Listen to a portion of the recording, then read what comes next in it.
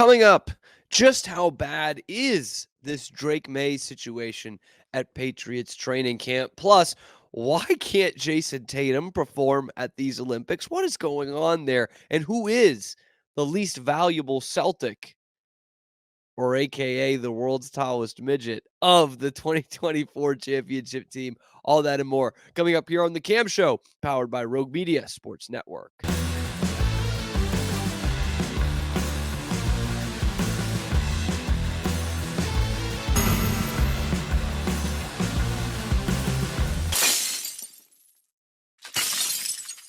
This Drake Maye situation with the Patriots does not look great right now.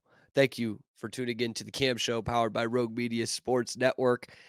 I don't think anyone's calling him a bust yet, but on the first day of August, there are certainly people in the know and around Patriots training camp that are surprised that he is not as looked as impressive as maybe the number 3 overall pick should look. And that is the first place we need to start. He was the number 3 overall pick. If this were 5 or 6 years ago, he would be a first rounder, but he probably wouldn't be taken number 3 overall. But with this rush, this blitz, this race to get quarterbacks, your generational guys, this is what happens. 6 quarterbacks in the top 12 picks, and maybe half of them are going to be ready to start week 1. Maybe. And we'll see. Obviously, Michael Penix won't be doing that. JJ McCarthy, who knows? Bo Nix, I don't think so. And then there's Drake Maye, the number 3 pick in the draft, someone who was thought to be, one of the top quarterback prospects going into last season. Jaden Daniels, I think, has a year that overtakes Drake Maye, and of course Caleb Williams, the golden child. So that those 2 guys go ahead of him. Caleb Williams to Chicago, Jaden Daniels to Washington. Certainly looks like they're going to start week 1. They don't have a lot of other options. And here are the Patriots with Drake Maye at 3, certainly the rawest of those 3 prospects. And that is showing right now. And it is going to show for a while probably. And Gerard Mayo saying earlier this week, we're not going to throw him out there until he's ready.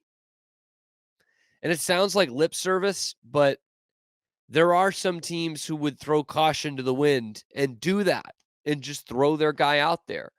There are plenty of examples of that historically with guys like, a Troy Aikman or a Peyton Manning or an Andrew Luck. But for each ones of those, there are Trevor Siemians and Mac Jones and these guys who get thrown into the fire week 1, and whether they're ready or not, they don't pan out in their NFL career. And so what are we looking at with Drake Maye? Because it seems like once the pads have come on in his first training camp, the heat's been turned up a little bit from the media, from the folks that are out there covering training camp in Foxborough. Ben Volen, the outspoken one this week about Drake Maye, he said, I wrote after Thursday's practice that Joe Milton is the wow quarterback at camp. Joe Milton, the 6th round pick, the guy with the best size, best athleticism, and biggest arm. Now I'll take it a step further. Milton outplayed Maye over the first 6 practices of camp. You can't tell which player is the number 3 overall pick and which is the 6th round flyer. Uh-oh. Already this is getting started. I will be honest. I went to camp day 2, so no shells or anything. It was a lot of quick hitters, a little bit of 7-on-7, not a chance to really see what the quarterbacks had. Joe Milton really struggled with one of the accuracy drills, but once he got some throws and live reps, he looked okay.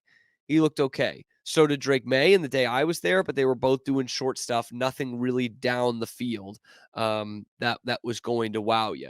But Volen goes on to say, Milton wows the crowd every day with his tantalizing arm and his standing backflips, if you're into that kind of thing.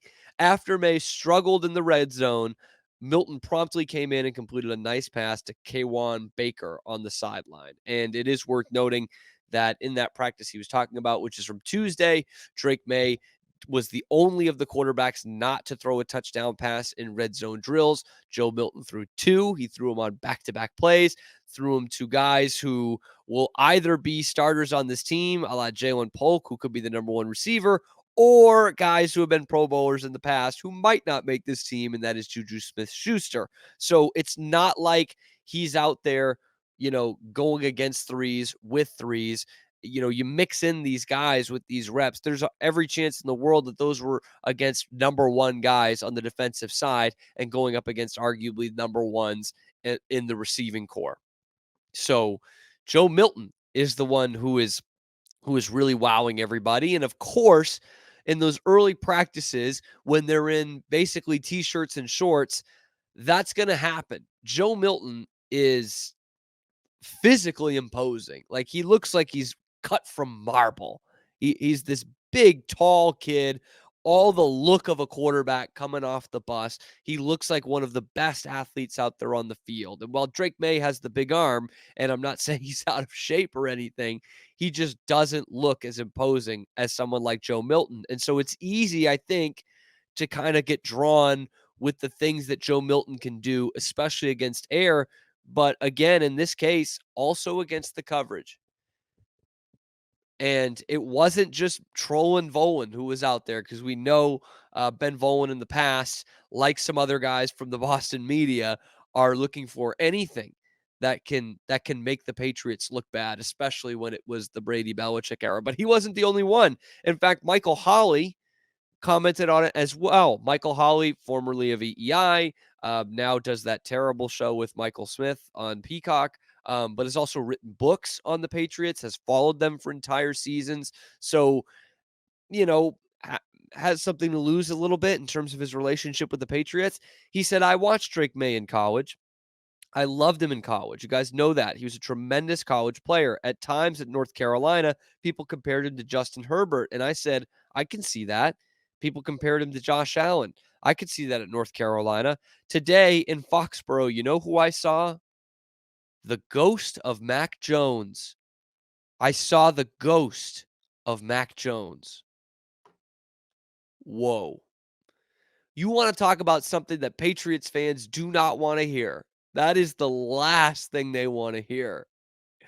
Because this is where you got to take training camp stuff with a grain of salt, because now we're hearing about the unimpressive guy looking like Mac Jones, which is funny because the first training camp Mac played in, all we heard about was how great he was, how much better he was than Cam, how good he was in the red zone, how he was quickly absorbing all of this, and how he looks like the starter, and he's got the intangibles. The team feels to rally around him, and they don't do it with Cam, and everything in that training camp pointed to him being the starter, which is exactly what happened. They cut Cam Newton, and Mac Jones was the starter to start the 2021 season. Flash forward 3 years later, obviously we know what Mac's career has become. He is now a backup in Jacksonville, and the Patriots thing didn't work out as much as we all wanted it to, and it looked like it was going to after that rookie year. It didn't work out, and quite frankly, it got really ugly last year. And the last thing Patriots fans want to hear is that this guy looks like Mac Jones, which I will push back on a little bit. I don't think there's any world where Drake Maye looks like Mac Jones in his first 3 years, for better or for worse, because I think they're just way different.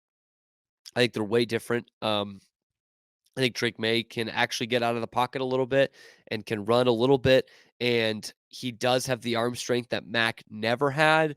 And I think that gets overblown a little bit when scouting quarterbacks. Like, obviously, arm strength is not the only thing, or else Joe Milton would have been selected in the first round rather than a sixth round flyer.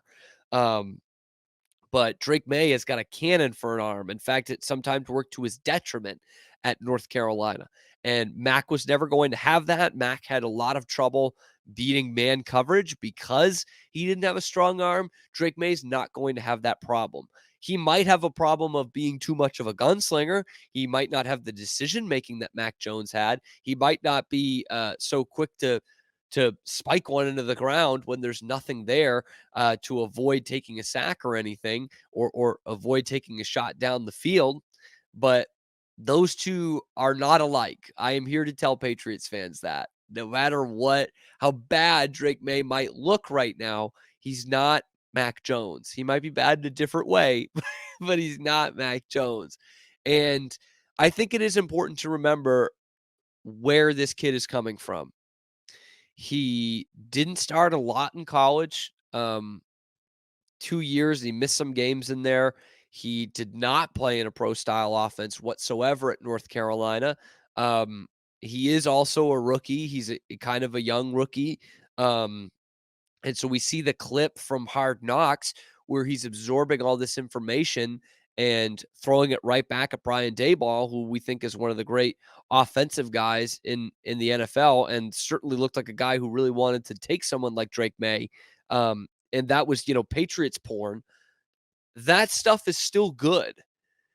That's this training camp performance doesn't mean he can't absorb stuff. What it does prove is what we all knew going into the draft.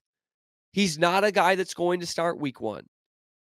He's not going to be a Troy Aikman or a Peyton Manning or an Andrew Luck or, in this case, yes, a Mac Jones. But he could be someone who doesn't start right away, which also has a pretty illustrious list of guys, of NFL quarterbacks who made something of themselves who didn't start right away. I'm thinking of guys like Brett Favre. I'm thinking of guys like Tom Brady. You might have heard of him. Fine, I'll throw in another first-round pick. How about Patrick Mahomes? Pick number 10 overall. And people saying, why would you draft this air raid style quarterback instead of the pro style quarterback Deshaun Watson, who is starting week 1? Patrick Mahomes adjusted to it. He did all right for himself. I'm not saying Drake Maye is Patrick Mahomes, but you want to talk about guys who didn't come from a pro style, who had to rely a lot on their arm talent in college just to get by? Those two are very similar. Is Mahomes a running quarterback? No, but can he get out of the pocket and be shifty? Absolutely. I would say the same thing about Drake Maye. Both run a style of the West Coast offense that it looks like the Patriots are going to run this year. I think Drake Maye is perfect for that kind of style. Once you start taking the top off a little bit, I think we'll see the Patriots run a lot this year. But I would have expected. I'll conclude with this. It is obviously way too early to call Drake Maye a bust. Obviously. And to be honest, I think it's probably a little bit too early to be this critical of Drake Maye. To say that, to imply that you'd rather have Joe Milton out there.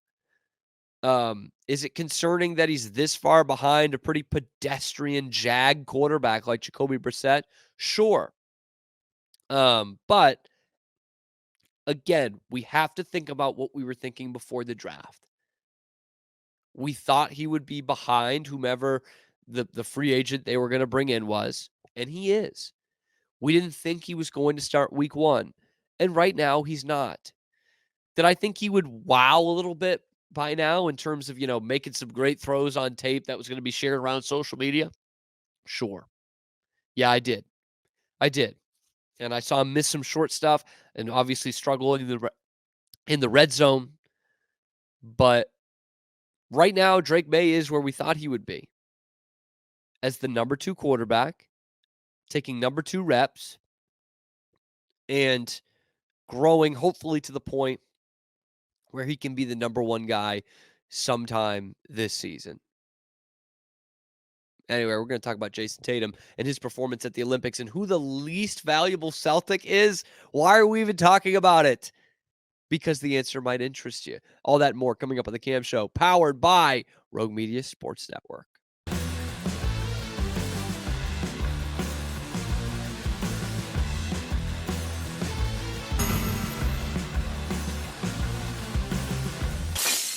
Cam Show, Rogue Media Sports Network.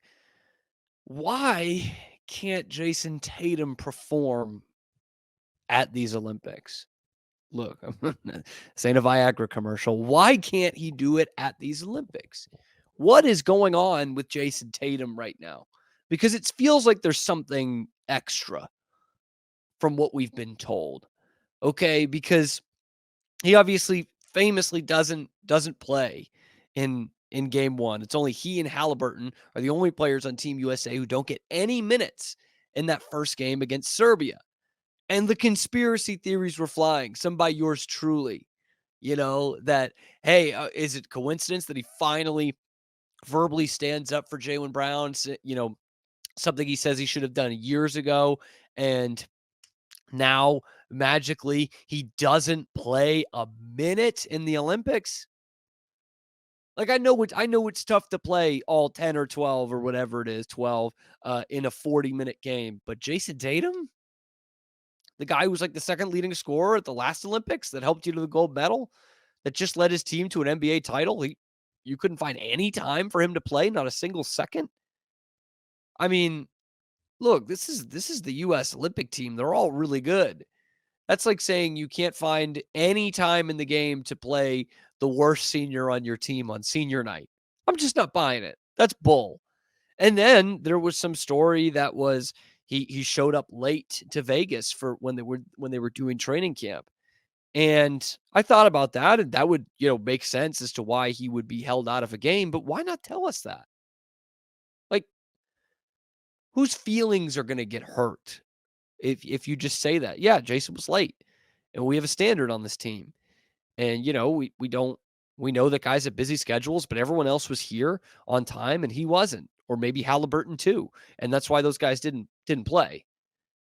What's wrong with that? And then he comes in as almost as if Steve Kerr is trying to make up for something, to compensate for something. He plays him as a starter in game 2. After game 1, he was like, I felt like an idiot, didn't get him in there. I don't think he would be saying that if it was an issue of Tatum being late to something. He probably would have just said he's late. And instead, he's clearly trying to make up for it by starting him in game 2 against South Sudan, which was a lot close or a lot more comfortable for the U.S. than it was against the same team in the warm-up games. And he plays 17 minutes, which is not bad, but it is the least of any of the 5 starters. And I guess to be fair to Kerr in terms of the minutes usage in that game yesterday, Tatum didn't play very well. He took 4 shots in 17 minutes. He had 4 points. He hit the side of the backboard on one of them. It was kind of an ugly game for Jayson Tatum. 4 points, 5 rebounds, a couple of assists. It didn't get his first basket till the third quarter, had a block and a turnover. So nothing like detrimental, I guess, but not a very good game. Huh. That's odd. Where is that coming from? And Derek White, on the other hand, did have a good game. He kind of did a little bit of everything. He was one of only a few guys in double figures, 10 points, a rebound, an assist, a block, of course, and 3 steals, menacing on the defensive end. And if you watch the game, much like you saw with Derek White on Sunday in that first game, where I think White only had 2 or 4 points, but you watched it in that game against South Sudan, his unit was the best unit. Like that, when he and Holiday were in the backcourt, they looked their best. The US looked at their best. And he was a plus 15 on Sunday and similar in this game yesterday. Like they were padding, extending leads when Derek White and Drew Holiday were out there. And it was very similar to what you see when they're playing for the Celtics. And I mean, we could have said the same thing about Holiday for years, but what I think a lot of people are realizing about Derek White is it's not just that he plays well almost all the time. It's that he never plays poorly. There's some games where he doesn't have big numbers, sure. But if you watch all the Celtics games, which I do, you realize this. Like, he is never hurting the team. And trust me, there are some times where Tatum is hurting the team. Usually not for a whole game, almost never. But there are periods where he's hurting the team, where Jaylen Brown's hurting the team offensively, where Kristaps Porzingis is hurting the team. but never with those other two guys. Never. And of course, your reserves too. Peyton Pritchard, of course, Sam Hauser, sure. And that doesn't mean that Jayson Tatum and Jaylen Brown aren't the best players on the team, but they they make more mistakes than Derek White and Drew Holiday do, I think, especially Drew Holiday. I mean, that man cannot put a foot wrong, to use a term from the soccer world. Like he gets everything right, and he is always making winning plays. This is going to lead me down a path. I was at a wedding this past weekend with some of my high school friends, friends I grew up with, I've known for 20 years, all from the South Shore in Massachusetts. And we had a lot of Celtics talk. And at one point, the discussion came up, who of the Celtics starting five, and that is with Porzingis in there instead of Horford, who of the Celtics starting five is the least valuable? And that was a really tough question. I eventually went with Derek White, which I know sounds like going against exactly what I'm telling you here. But I'm like, I guess I'll say Derek White, but that shows you how good the Celtics are. The other answer was Porzingis, because they played 25 games without him during the regular season and went 2 rounds without him in the postseason and did pretty damn well. They could have won that final series even without him there after game one. But you also saw the impact that he had on a game like game one. And you realize how much of a matchup nightmare that guy is. So yeah, they can win without him, but they are at another level, at an almost unbeatable level when he is out there. And this has turned into a Porzingis discussion. But it is like almost criminal that after next year, we might not have this team as it's constructed in its prime. And we'll only have 2 years of that with Porzingis. And he missed, again, 25 games this year and a bunch of postseason games. And he's going to miss a few months of next season too with that surgery. Like it's going to be one of those things where we look back and it's like, whatever, in the 80 games or 82 games, hopefully, of a schedule that you had with all five of those guys starting, they were like 70-12 or something. It's going to be something ridiculous like that. And this became a whole bogged down discussion, but I think what everyone agreed on, except one of us, one of the seven of us or so, was the answer was never going to be Drew Holiday. Drew Holiday was never going to be the least valuable player in anyone's discussion. Like, we would just as soon pick one of the two Jays, which again is not saying that the Jays are bad. It's a testament to how valuable a guy Drew Holiday is. Every championship team needs someone like Drew Holiday. And I think a team that can make a run at a dynasty, which the Celtics certainly can do, needs to have a guy like Drew Holiday. And I think Drew Holiday is a Hall of Famer, to be totally honest with you. And that is, now that I'm saying this is going to be another segment in the next week, I would say. But basketball does not have great standards for its Hall of Fame versus something like baseball, Scott Rowland notwithstanding, or football or hockey even, although that's probably pretty close, hockey. Michael Cooper got in the Hall of Fame for basketball. Grant Hill got in the Hall of Fame in basketball. And look, Grant Hill's a great player, but we're talking about somewhat of a lost career with those injuries, still in the Hall of Fame. Drew Holiday, 2 championships with 2 different teams and a huge part of both of them. Yeah, he should be in. Dennis Johnson's in, and I think they're very similar players. So Drew Holiday should be a Hall of Famer. By the way, he's about to win another Olympic gold medal. I think he was on the team in 2020, which was 2021. And I think what was coming right after an NBA championship as well, by the way. I think he is going to be a crucial part in that. And I just love watching those two guys play together, Derek White and Drew Holiday. I mean, they are the epitome of what this Celtics team was about and what all the great Celtics teams are about. And that is, I mean, complete unselfishness. It's said so much that it's almost like a cliche, but it's true. These two guys do whatever you need to do to win basketball games. And Should Jaylen Brown have been in there over Derek White in terms of how you pick a US Olympic team? For the third time on this show, yes, he's a better player overall than Derek White. But I think what the rest of the country and the rest of the world is learning, both through the NBA Finals and hopefully with this Team USA run, is Derek White is an invaluable guy to have on your team.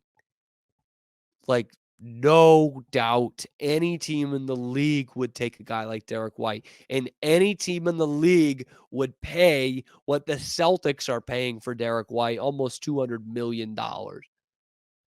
Like, that's any team would go for that. Almost a max contract. Yeah, he's worth that.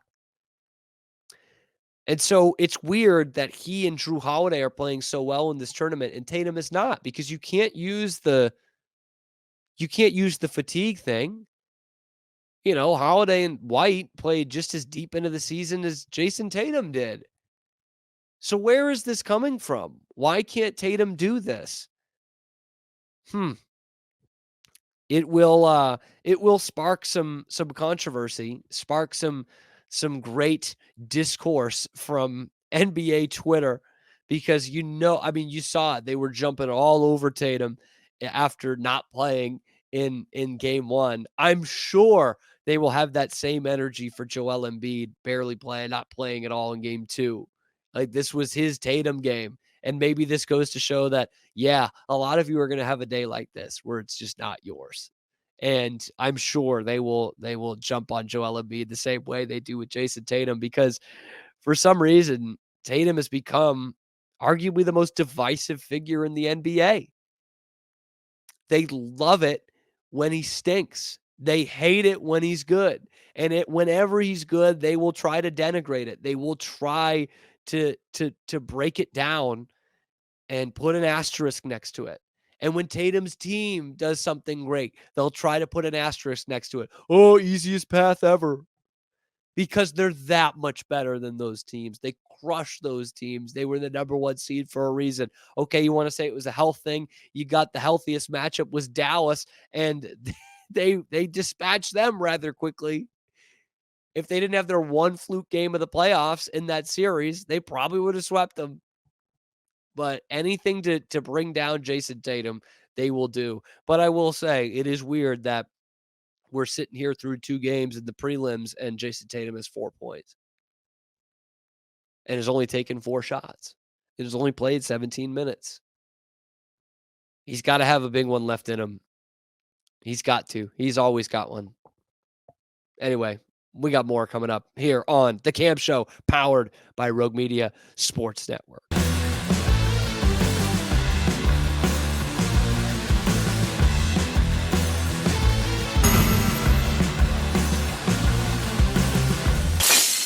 Cam Show, brought to you by Rogue Media Sports Network. Thank you for tuning in on this Thursday, 1st of August. Post-birthday hangover for me. I don't really celebrate anymore. The way I celebrate is by doing a show completely alone, because you know how much I like talking to people. So now Braden's on a vacation today. We'll have Zach back tomorrow. I presume we'll have guys naming dudes tomorrow.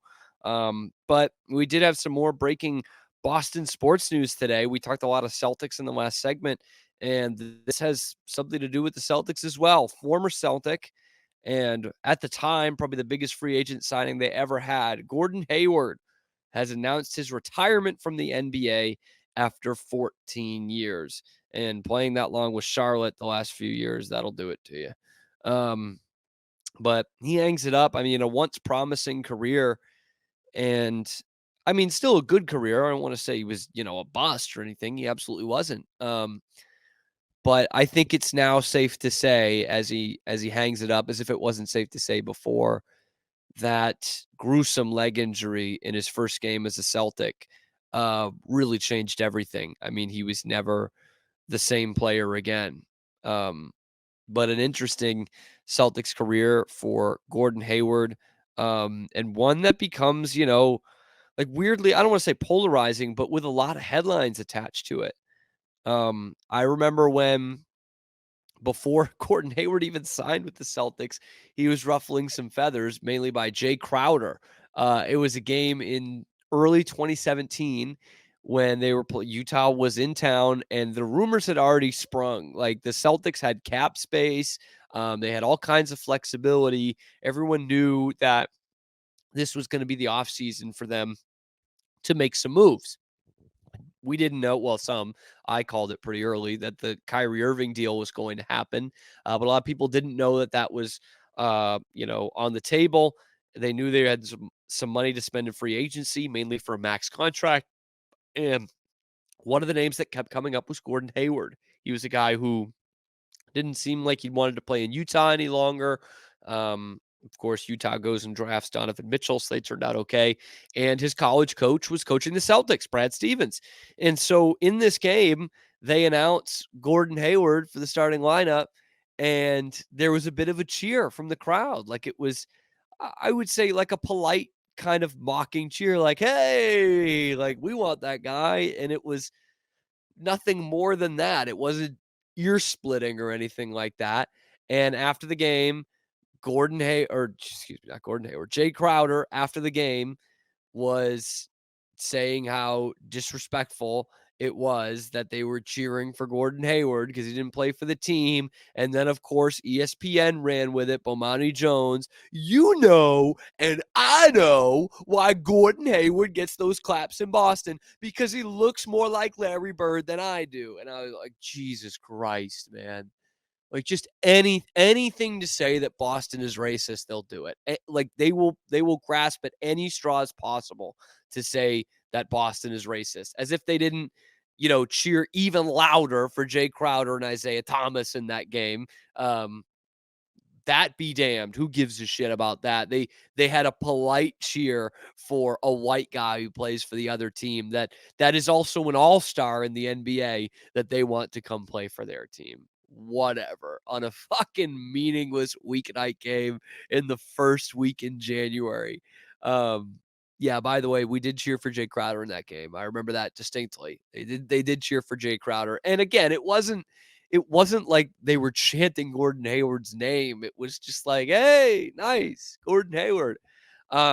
Anyway, they do make that signing, and that looks like wow. I mean, the Celtics had never had a big time free agent signing. And the year before they got Al Horford, that was probably the biggest in their history because before that, you got to go to like washed up Dominique Wilkins to find a great free agent signing for the Celtics. So it's Horford in 2016. You up the ante with Gordon Hayward in 17 because at this point, he's in like the prime of his career. He's probably 27 years old, has made an all-star team. And it felt like the things were falling into place. The years of, the Garnett Pierce trade and the subsequent years of 1 year of tanking and a couple of mediocrity. Now it's your time. You've got the number one pick in the draft, which they trade back for to get Jayson Tatum. You had a top 3 pick the year before in Jaylen Brown. Now you're signing all-stars in free agency. The sky was the limit. And then they got Kyrie Irving. And it felt like the 07-08 offseason all over again. That holy shit, who is going to stop this team? And Gordon Hayward was a big part of that. And like as excited as people were for Kyrie Irving, which we all were, like the excitement for Gordon Hayward was nearly the same. And game 1, first quarter, we all know what happens. He goes up for the alley-oop, comes down wrong, very gruesome broken leg that everyone got to see on national TV. Becomes a meme and becomes like a premature end to his career. I mean, again, we're talking about a guy in his prime, and it's kind of undercut from him just like that. And that Celtic season isn't the same. A team that looked like they were going to go to the finals, and then obviously Kyrie gets hurt right before the postseason, and the kids lead them to within one game of the finals. And honestly, I mean, I think they should have won that series. To be honest with you, it's tough to say that a bunch of kids should have beat LeBron, but LeBron had nobody on that team, man.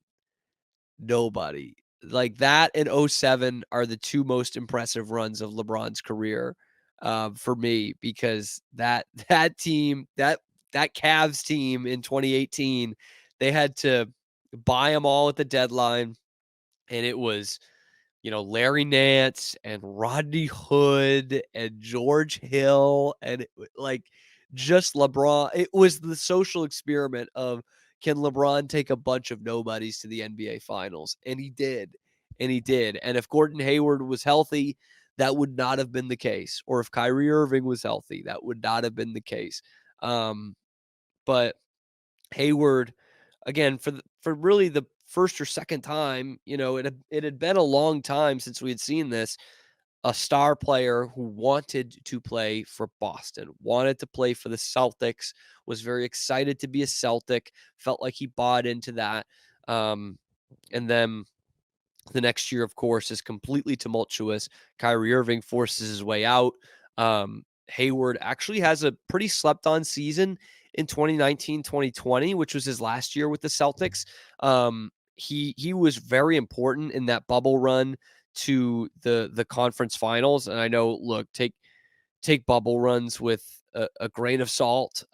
Like I can't sit here and say that Lakers one is Mickey Mouse, but also say how great that that Celtics run to the game 6 of the conference finals was. Certainly wouldn't do that, but Hayward gave you 17 and a half a game off the bench a lot of times in that 2020 season. Almost 20 a game the next year in Charlotte, by the way. But like he was struggling to find his footing, literally and figuratively, I guess, in 18-19. And those he played 72 games, 11 and a half points, 4.5 rebounds. All those numbers go up. He's playing almost 34 a game in the shortened season, 18 points, 7 rebounds, 4 assists. Like he was a really important swing player for you as you kind of, got Jayson Tatum into a bigger role, more of a star role, got Jaylen Brown into a bigger role. Gordon Hayward was a big part of that, and then it kind of got ugly. He wanted out pretty bad to the point where he would have rather played for one of the worst teams in the league in one of the worst sports cities in America, in Charlotte. And he kind of said some stuff about Boston on his way out, much like Kyrie. And it was an ugly time for the Celtics. An ugly year or two there with those two both forcing their way out, and leaving for nothing, um, over that 2 years. And of course, the Celtics have to go out and get Kemba Walker and in 2019-20, and we loved Kemba, but that experiment just didn't really work out. So it was just not a great time. What I have appreciated recently from Gordon Hayward is he is the only one that has been really candid about the 18-19 Celtics. Kyrie always does his weird Kyrie shit and weird roundabout ways and analogies and stuff. I think he was trying to explain what was happening. Tatum and Brown don't talk about it. Marcus Smart never talked about it. Gordon Hayward did on the Paul George podcast a few months ago. He was saying, yeah, I mean, we had a bunch of guys who we didn't have the right agendas. We all had agendas, and winning a championship was not one of them. He was candid about saying we had a lot of good players, and the kids had led us to the conference finals the year before.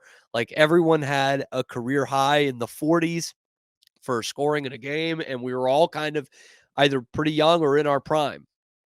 And so none of us had the right mentality. He was saying, I was an all-star who was coming off an injury, trying to prove I was still an all-star. Kyrie was trying to prove that it was his team. The kids were trying to prove that they were supposed to be here. And it was such a mess. And really, I mean, that's the only one we've heard it from. The only player that said, yeah, honestly, it wasn't Brad, it wasn't the front office, it was us not getting it right. And he also said, when saying that, he also said it wasn't just Kyrie. We know how easy it is to point to Kyrie and being the locker room cancer, and there's still a lot of truth to that. Don't get me wrong. but he was saying it was all of us. And I think what Celtics fans got out of that is it was all of us, and there is some need to put onus not on just on Kyrie, but also Gordon Hayward and also Marcus Smart, because these guys weren't the young kids. They were supposed to be the leaders of the team, and that's where it kind of all went wrong. And that's one that we're going to look back on as a black mark on the Celtics, because that team that they had built when Gordon Hayward came in should have been a championship team. No ifs, ands, or buts. I know Golden State was still in their dynasty, and obviously, if the kids Celtics team made it in 18, they would have got swept, just like the Cavs did. But if that team was at full strength in 18 and in 19, they would have given the Warriors a good run. And I think they could have even won it in that 19 year when Toronto went all in and got the championship. But shout out to Gordon Hayward. I mean, it's still a good career to look back on, but absolutely it's not probably what it should have been because of injury, not because of him. And it is a great story. I mean, here's a kid from small town Indiana, like the Hoosier dream, Brownsburg, Indiana, hits the buzzer beater to win the state championship. Plays at Butler, under recruited, plays at Butler, is the star player in one of the great college basketball stories of all time, leading Butler to that national championship game in Indianapolis. Very nearly has the best play in the history of basketball. It would have been the most replayed shot and maybe the most replayed sports play ever. I mean, like, we're talking Hoosiers in real life. If that heave goes in and they beat Duke to win the national championship, we never would have saw the end of it. And it just rims out. And so in that respect, it's a career that will be remembered as what could have been, because that could have been the greatest shot ever. And if he doesn't land awkwardly on that alley oop in his first quarter as a Celtic, I think we're talking about his career a lot differently. And I don't think that career is ending today. I think we're talking about another few all-star teams and potentially an NBA championship, which he never got. But appreciate Gordon Hayward for at least the way he talked about that Celtics year and being the only one that's been transparent with us from that team. Anyway, that is the Cam Show. Thank you for joining us on this August 1st. We'll be back tomorrow. We're going to have guys naming dudes. We're going to have other stuff. But drop down in the comments below what you thought about the show today and what you think about Drake Maye's development, why Jayson Tatum isn't playing as much in the Olympics, who is the least valuable Celtic on the team in the career of Gordon Hayward. Drop that down in the comments below. Be sure to like and subscribe. We will see you tomorrow here on Rogue Media Sports Network for the Cam Show, and we'll be back in the Colt Brennan Memorial Studio next week. We'll see you tomorrow.